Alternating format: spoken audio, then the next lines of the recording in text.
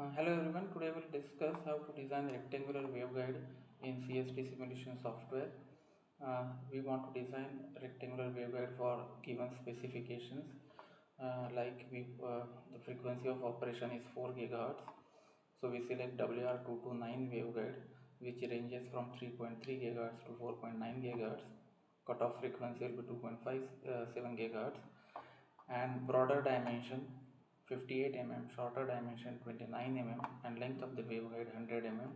For simplicity, we just select the inside material as a vacuum, and we want to observe some of the important parameters like port signal delay, S parameters, E field, distribution, power flow, and surface current, and various modes of operation. So we just open the CST simulation software. This is the interface.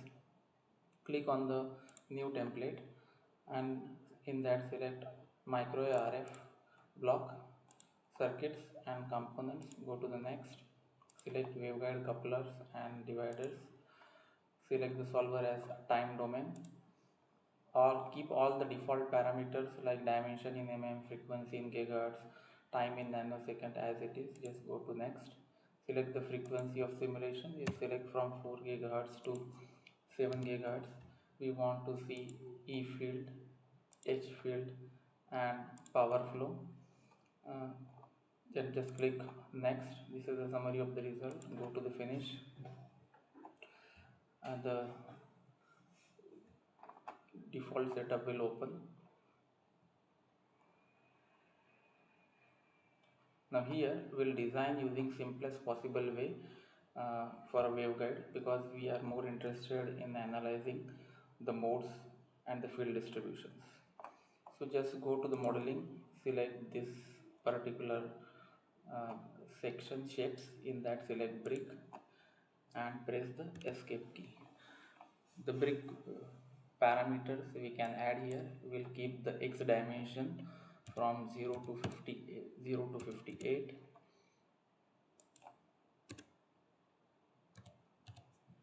y dimensions from 0 to 29, z direction from 0 to 100. The name component as it is, we'll select vacuum as the material.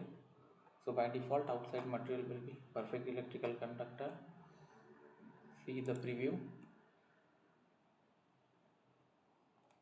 If it is not in the visible range, just click this button here, reset. So now it's in the proper range. Click OK, and this is what the brick is all about, or this is the waveguide. Now here we have to define now ports. So for defining ports, just go to this pix, select this surface, double click, and now go to simulation and waveguide port. So in the waveguide port, we want to simulate 4 modes. Select modes 4. Keep all other things that is as it is. Just click OK, and we will have the waveguide port defined here. Now go on the other side of this waveguide. Again select the waveguide port. First select the surface and then select the waveguide port. Select number of ports 4 and click OK. So this is what is the simplest way of designing a rectangular waveguide. Now we want to simulate this. So in the setup solver, go to the setup solver. Do not change any parameter. Just say start, and it will start simulating. Simulating will take some time, so we'll have to wait for that. And all our results will appear on the left hand side, which is called as navigation tree. So from navigation tree we can select one dimensional results, we can select two dimensional results, far field results. Far field is not applicable for waveguide design. And whatever different types of components, for example we have defined a brick, and then we have defined different types of ports. So that is port 1 and port 2, they will appear here. So all the results we can observe just by clicking on the left hand side under the navigation tree. We'll wait for the simulation results. It will take some time.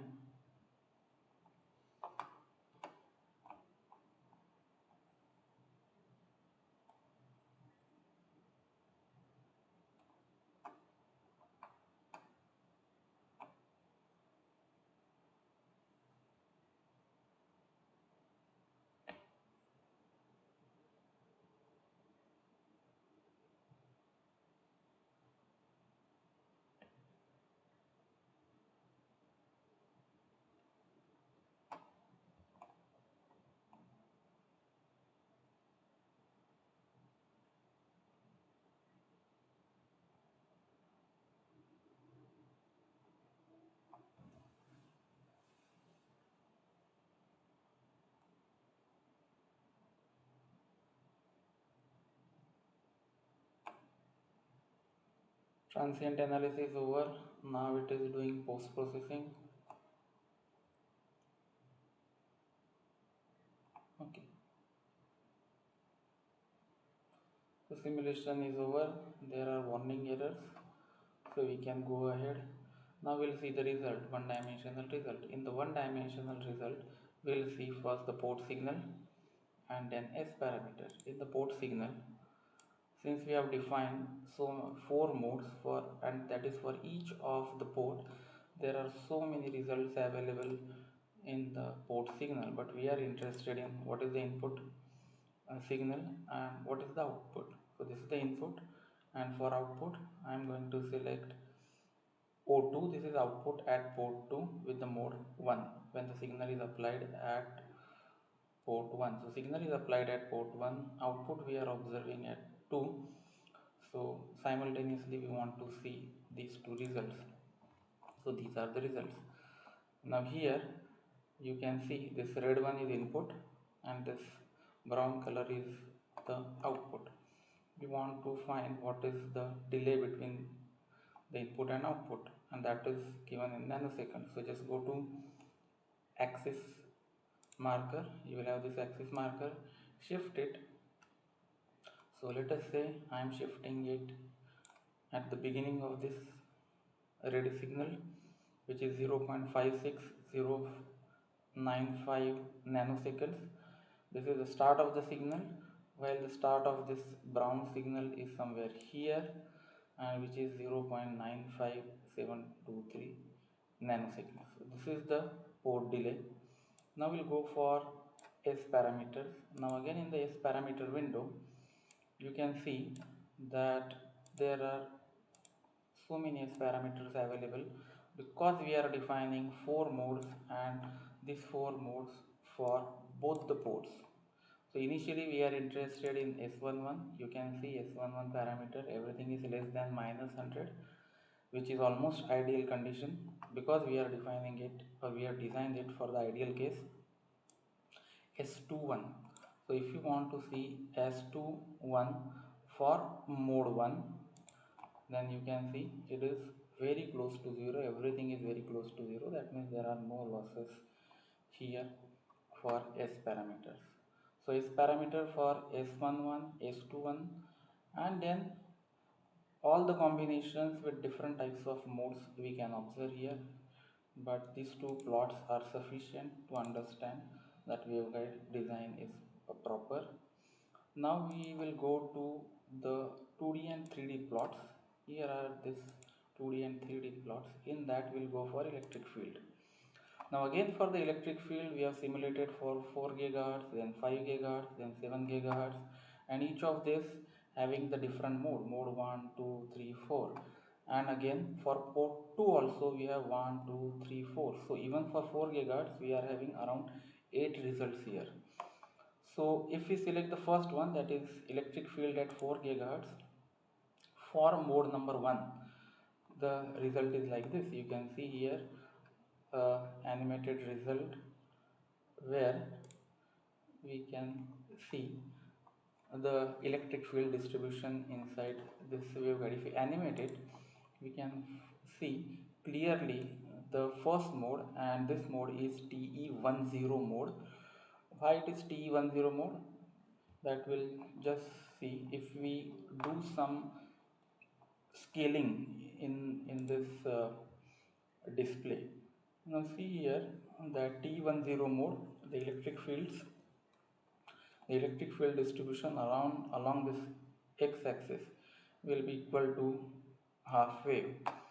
So now if you go to the properties and if you make some adjustment like objects, we want to reduce this number of arrows which are shown in the display, and we want to increase their size, so we do some scaling. So now we can see these arrows clearly. And then in the animation setting, we want to reduce the rate of animation, so we want to make it minimum. So we'll apply it, close this, and then we'll animate. So now you can see a distribution of electric field here. If you observe it carefully, you can see that arrows are vertical here. If you zoom this, probably you can see that arrows here, they are vertical. In the next cycle, they vertically upward. In the next cycle, they will be vertically downward. So if you animate it, in the next cycle, you will find that these arrows are going down like this. So these arrows are now downward, and here the electric field is minimum, here the electric field is minimum, electric field is maximum at the center, and variation of electric field in terms of half cycle along the x-axis. So this is clearly a TE10 mode distribution. So if we animate this, we can see that how this electric field is flowing along this waveguide from port 1 to port 2. If you make this now, probably you can now see it properly, as we have removed the all transparent option. So now see the arrows are upward, and now in the next cycle they will be downward. See here, all arrows are here downward. So this is the electric field inside this waveguide. Now if you go for second mode at 4 gigahertz, suppose I try for second mode. This is the second mode. You can see this mode is not propagating in the waveguide. So at 4 gigahertz, this waveguide will only conduct fundamental mode, that is mode number 1, T10. So second order mode is not passing through this waveguide.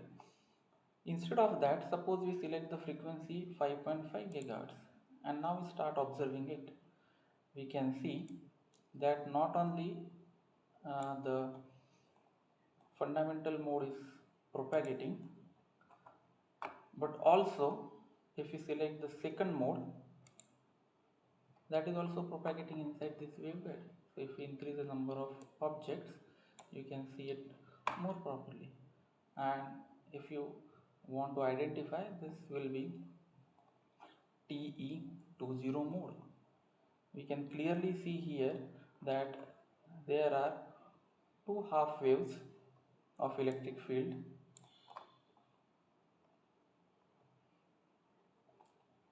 Here one is in upward direction, another is downward direction. We'll animate this again and we'll remove this all transparent option. So you can see electric field is upward here, it is downward here, and so on. So this is TE20 mode. These two mode, this is a second higher order mode in the waveguide, and that is also propagating. Now suppose we select the third mode, which is here, the option is here, and now you can see the next mode which is generated inside this, we can see it. Now to see this mode, we will have to do some adjustment again, otherwise visualization will not be very clear. See here, this is TE01 mode inside this rectangular waveguide.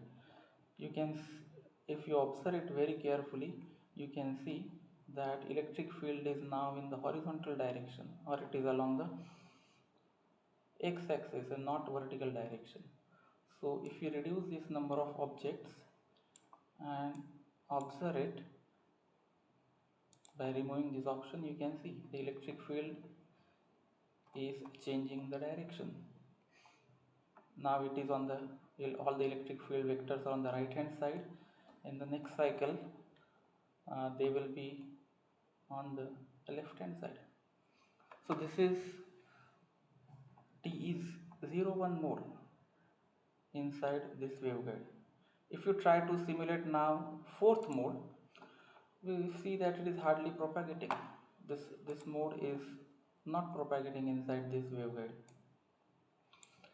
So though it is excited, it is not propagating along the waveguide. Now suppose we use frequency 7 GHz. So in 7 GHz, at 7 GHz we can see that mode number 1 is propagating, mode number 2 is propagating, which is this one. Similarly, mode 3 is propagating, which is T01 mode, and this is the fourth mode. This is a TE11 mode. So to observe this TE11 mode, again we'll have to reduce the number of objects, and then we'll remove this all transparent, and then we'll stop the animation. We'll make this phase as 0 and let us see what happens. Now you can see this particular mode. See, this vectors are on the left hand side, this vectors are on the right hand side, but this one is a quarter cycle, this one here is a quarter cycle, here is a quarter cycle, and here is a quarter cycle. So quarter and quarter half on the x-axis, quarter here and quarter here, half on the y-axis. So this makes TE11 mode. This is a TE11 mode.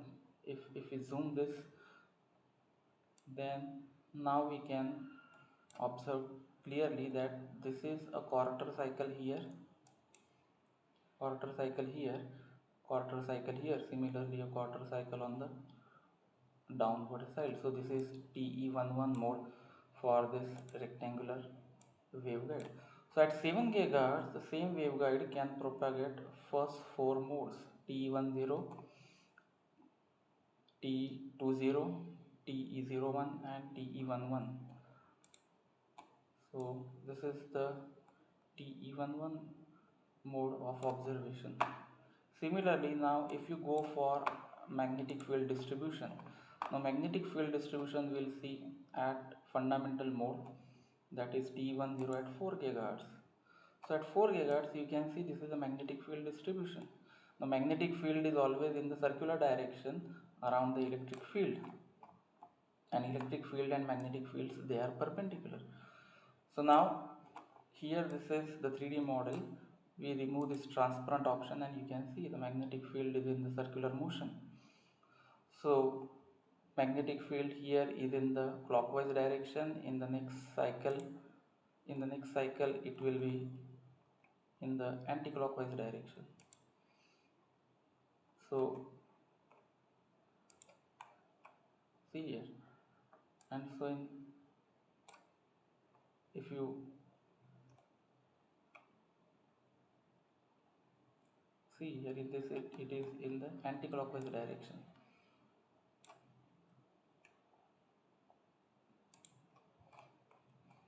You need to zoom it at proper level, then and then you will able to see it. So here magnetic field strength is maximum, which is shown by this red color. Why it is maximum? Because at the same location electric field is also maximum. So if you select the electric field here, see the electric field is maximum here, and that's why perpendicular to that there is a magnetic field which is also maximum here, and magnetic field is almost 0 here, because if we see at this point what is the electric field distribution, then this is the electric field here. So under the proper zoom condition, you can see that electric field is minimum here. It is going upward, and at the same time the next cycle it is going downward. So when electric field is maximum, the corresponding magnetic field is also maximum, but remember it is always in the circular direction. So this we can easily identify with the help of H field results. Now surface current we have not simulated for the surface current, so we will simulate for the surface current also. Go to the basic components in the modeling, in the simulation go to the field monitor, and in the field monitor we'll go for current density, and we'll simulate it, let us say at 4 gigahertz. We'll apply and then okay, and we'll simulate it. So now we'll able to see current density or surface current density along with electric field and magnetic field. In between we want to see also what is the power flow for different modes. So we'll wait for the simulation.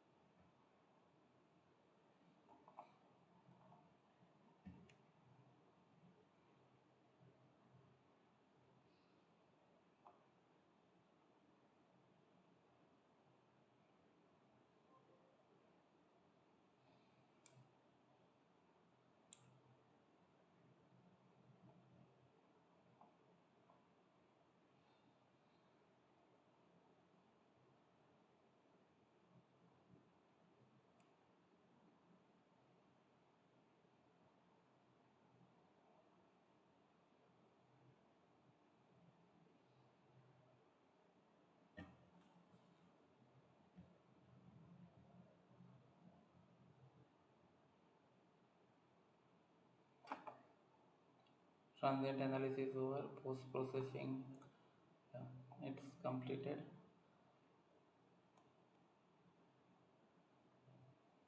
So now we can see surface current. See here the surface current we will observe at 4 gigahertz for at port 1 fundamental mode 1. This is the current distribution. Now you can clearly see that the current is generated at this point and it is going in all the direction. So this we may call this as a source location, while here current is entering from all the directions, so that we may call as a sink. If we compare this with the electric field distribution, so this is the electric field distribution for this waveguide. So electric field is maximum here, so that's why we see the current density here, it is maximum shown with the red arrows, while it is minimum here, because here the electric field is minimum and this is going all the way down.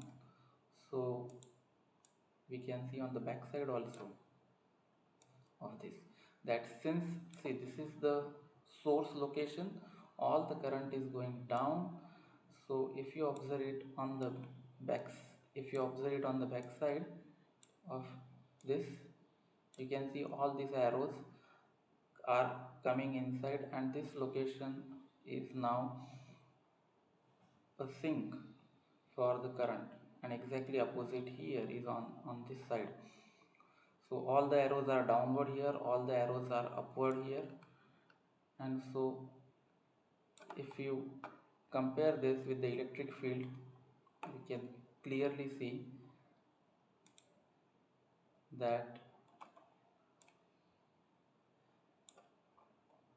the location of maximum electric field is here, location of maximum electric field is here, which we'll